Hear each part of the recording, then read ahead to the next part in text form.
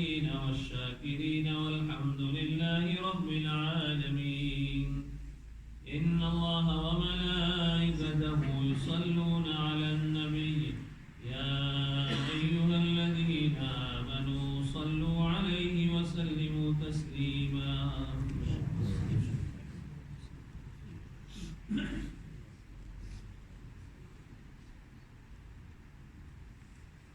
کئی ہفتوں اور مہینوں سے یہ آیت اور ایک حدیث ہم سن رہے ہیں اور اس کے بارے میں کچھ باتیں اللہ تعالیٰ کہلواتے ہیں. دعا فرمائے اللہ تعالیٰ ایسی باتیں میری زبان پر دل پر جاری فرمائیں جو میرے لیے آپ سب کے لیے مفید ہو، اور جس کے ذریعے سے اللہ تعالیٰ ہمارے ایمان میں تازگی، ایمان میں قوت عطا فرمائے، اور جو اس دنیا میں ہمارے آنے کا مقصد ہے کہ ہم اپنے اللہ کو پہچان کر سمجھ کر اس سے دوستی کر کے اس کا تعلق حاصل کر کے اس دنیا میں جئے، اور اسی دوستی اور تعلق کے ساتھ ہم اس دنیا سے جائیں. وما خلقت الجن والانس الا ليعبدون اے ليعرفون، کہ میں نے انسان اور جنات کو اس لیے پیدا کیا تاکہ وہ مجھے پہچانے، میرا تعلق حاصل کرے، ورنہ عبادت کے لیے فرشتوں کی کمی نہیں ہے. اللہ تعالیٰ نے ایسی مخلوق پیدا فرمائی ہے لا يعصون اللہ ما امرهم ويفعلون ما يؤمرون، بس ان کا کام اللہ کی تابعداری، اللہ کی اطاعت. ایک لمحہ اور ایک گھڑی کے لیے بھی وہ اپنے اللہ کو ناراض کرنے والا کوئی کام کر ہی نہیں سکتے. لا يعصون اللہ ما امرهم ويفعلون ما يؤمرون. ہر عبادت کے لیے فرشتوں کی جماعتیں موجود ہیں. ہر وقت وہ اللہ تعالیٰ کی تسبیح اور تحمید اور بڑائی اور ہمارے اللہ کی کبریائی کو بیان کرتے رہتے ہیں. لیکن ہمارا اللہ اتنا بڑا ہے، ہمارا اللہ اتنا عظیم ہے کہ ان سب تعریف اور بڑائیوں سے اس کی بڑائی میں ذرہ برابر اضافہ نہیں ہوتا، اور کوئی اس کی نافرمانی کرے تو اس کی بڑائی اور کبریائی میں ذرہ برابر کمی نہیں ہوتی.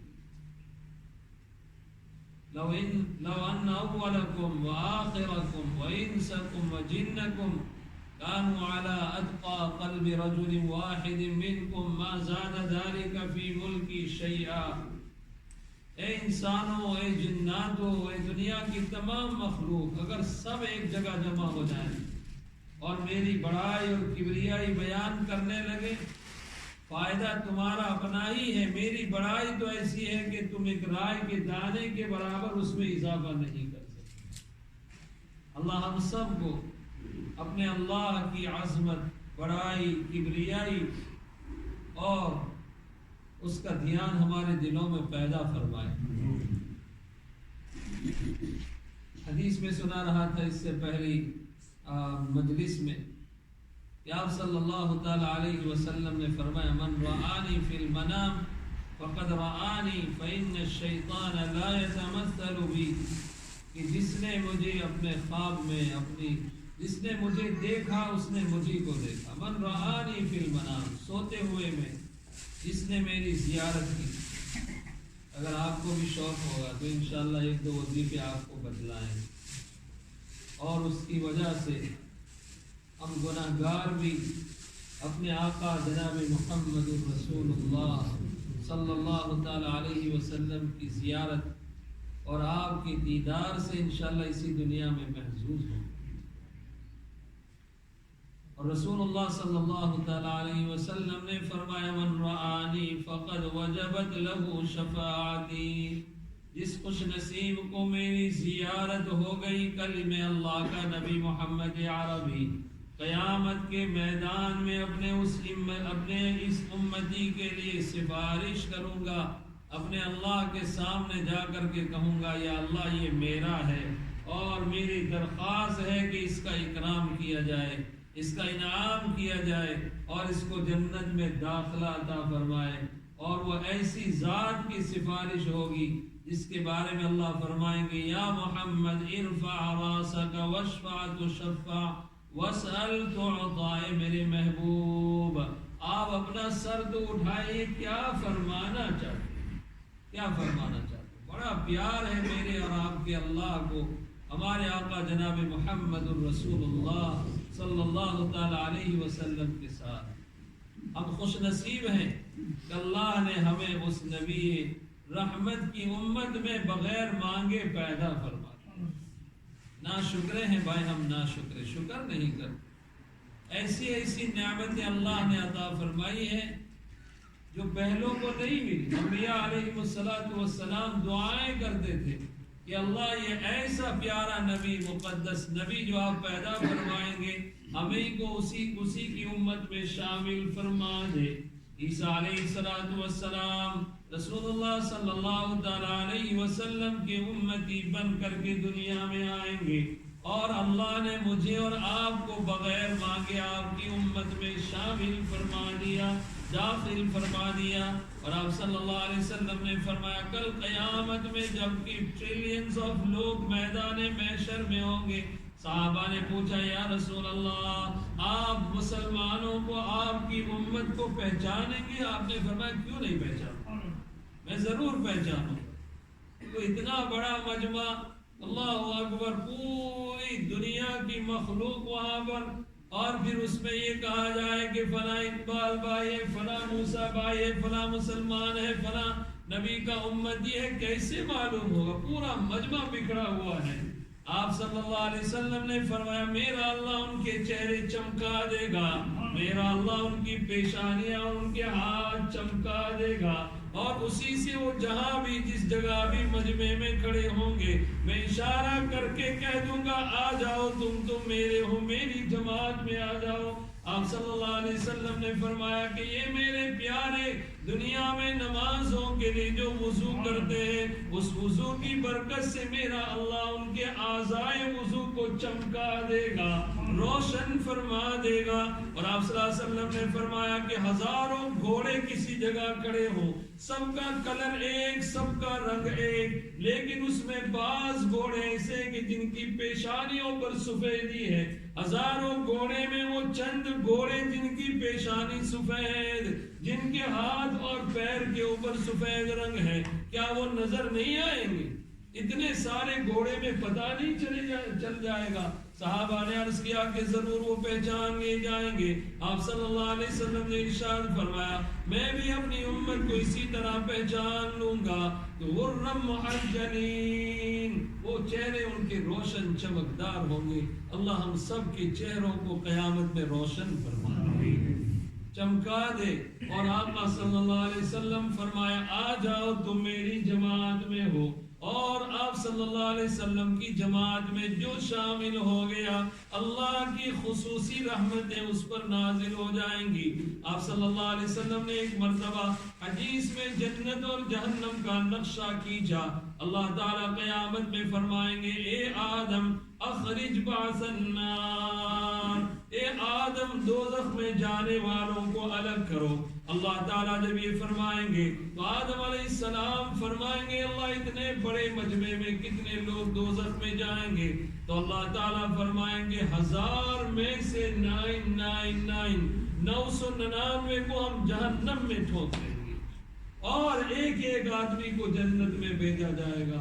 جب آپ صلی اللہ علیہ وسلم نے یہ حدیث ارشاد فرمائی صحابہ کرام کی چیخیں نکل گئی یا رسول اللہ، جب اس طرح سے ڈائیلوٹ کر لیا جائے گا اور سیپریٹ کر لیا جائے گا، اتنے بڑے مجمع میں سے اتنے کم لوگ جنت میں جانے والے ہوں گے تو ہمارا کیا بنے گا اس دن؟ آپ صلی اللہ علیہ وسلم نے فرمایا میرے پیارو خوشخبری حاصل کرو، میرے اللہ نے مجھے یہ بتلایا کہ جنت کا جتنا پاپولیشن ہوگا 1/3 میری امت کا ہوگا۔ جب آپ صلی اللہ علیہ وسلم نے ارشاد فرمایا، صحابہ نے فرمایا تکبیر، اللہ اکبر۔ پھر آپ صلی اللہ علیہ وسلم نے فرمایا، سنو سنو میرے پیارو، میرے اللہ نے اور تازہ وحی بھیج کر مجھے یہ بھی فرمایا کہ اس سے بھی زیادہ بھیجوں گا۔ جتنے جنتی جنت میں جانے والے ہوں گے 50% میری امت کے لوگ ہیں۔ صحابہ نے پھر فرمایا تکبیر، اللہ اکبر۔ پھر آپ صلی اللہ علیہ وسلم نے فرمایا کہ میرے رب نے اور مہربانی فرما دی اور یہ فرمایا کہ جنت میں جانے والوں کی 120 صفیں ہوں گی۔ کتنی صفیں ہوں گی؟ 120 صفیں ہوں گی۔ اور آپ نے فرمایا کہ اس 120 صف میں سے 80 اور 80 روز میری امت کے لیے ریزرو کر لیے جائیں۔ 80 صفیں میری امت کی ہوگی اور 40 صفیں آدم علیہ السلام سے لے کر اللہ نے دنیا چلائی اور کم و بیش 1,24,000 انبیاء بھیجے۔ آپ سے پہلے تقریباً 1,24,000 انبیاء آئے، ان کے ماننے والے، ان کی امتیں آئیں، ان کے لیے 40 صفیں ریزرو کی جائیں گی اور میری امت کے لیے 80 صفیں ریزرو۔ 66% اللہ اکبر جنت میں مجھے اور آپ کو اللہ داخل فرمائے۔ اس نبی کا حق ہے میرے بھائی، درود شریف پڑھو۔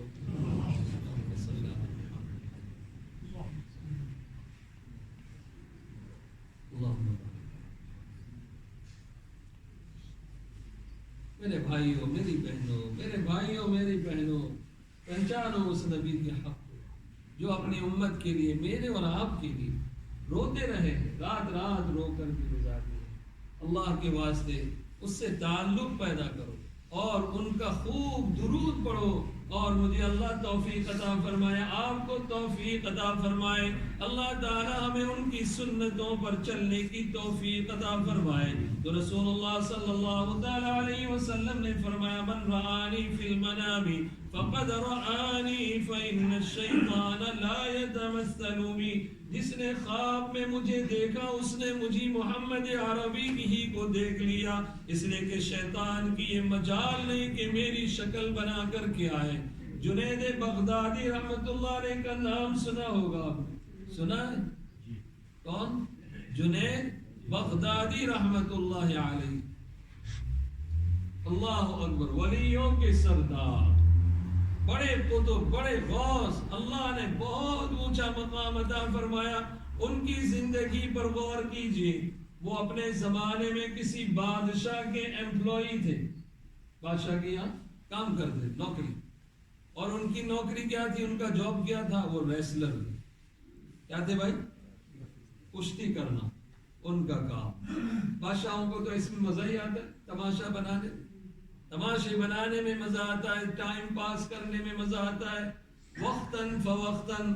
اس کے لیے وہ پروگرام آرگنائز کرتے تھے، کشتیوں کے پروگرام۔ اور جنید بغدادی بادشاہ نے جس کو ہائر کیا ہے، بادشاہ نے جس کو ایمپلائی کیا ہے، وہ اس فن کا کتنا ماہر آدمی ہو۔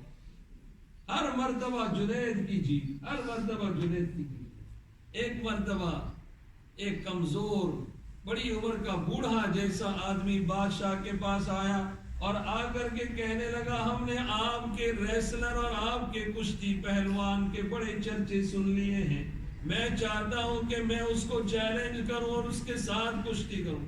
بادشاہ نے کہا، تمہارا دماغ ٹھکانے، تمہاری حالت تو دیکھو، پھونک مارے تو اڑ جاؤ گے، ہمارا جنید تو مضبوط پہلوان ہے۔ نہ کہا نہیں، آپ ذرا میدان تو سجائیں، پھر میری طاقت کو بھی آپ دیکھ لیں، دیکھنے میں بوڑھا نظر آتا ہوں لیکن بوڑھا نہیں ہوں، جوان کا مضبوط آدمی۔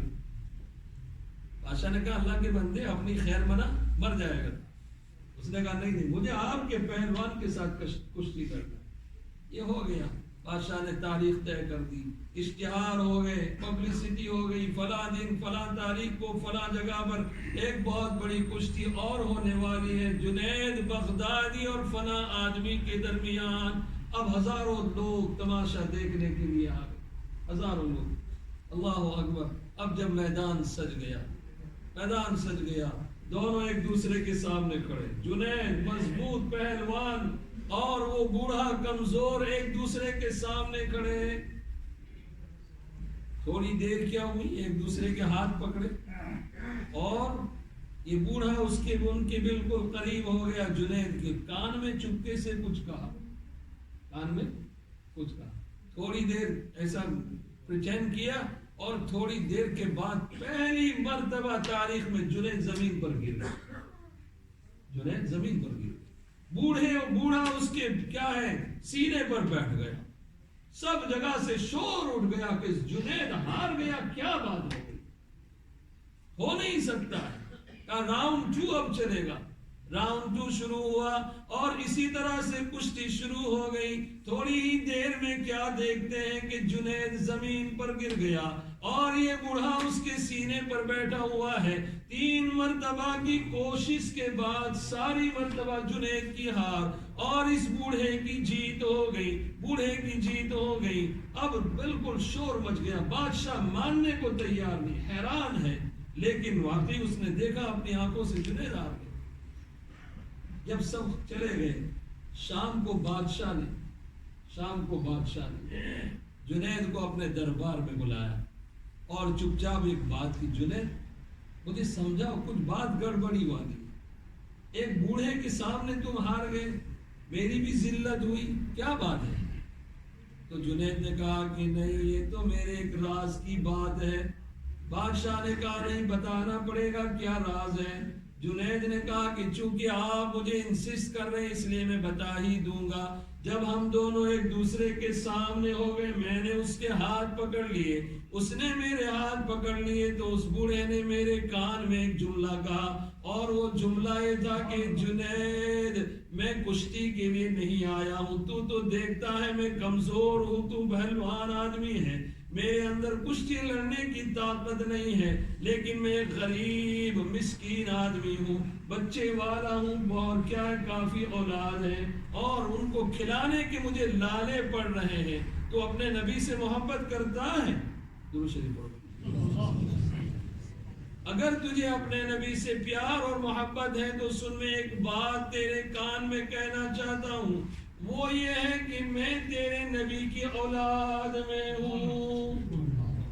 میں تیرے نبی کی اولاد میں ہوں. وہ میرے نانا جان ہے جس کو تم اپنا نبی کہتے ہو. اگر تمہیں اپنے نبی کا پیار ہے، اپنے نبی سے محبت ہے، اس نبی کا واسطہ دے کر کے کہتا ہوں کہ آج مجھے جیت جانے دے تاکہ بڑا انعام مجھے مل جائے اور اپنی غریب فیملی کو میں سپورٹ کر سکوں. جیسے ہی اس نے رسول اللہ صلی اللہ علیہ وسلم کا نام لیا، جنید کے پیر ہل گئے، جنید بغدادی کے، اور کہا کہ اس کے بعد میں انٹینشنلی ہار گیا اس میچ کو. بادشاہ نے کہا اچھا یہ بات تو صحیح ہے، یہ تو دن کا معاملہ ہوا، اب رات ہوئی، اللہ مجھے بھی زیارت عطا فرمائے. میں نے کہا کہ اگر آپ کو بھی شوق ہوگا، شوق کے ساتھ آئیے کبھی، آپ کو انشاءاللہ کچھ وظیفے دیں گے اسی دنیا میں، انشاءاللہ اس بدمے میں سے بہت سو کو زیارت کرا دیں گے انشاءاللہ.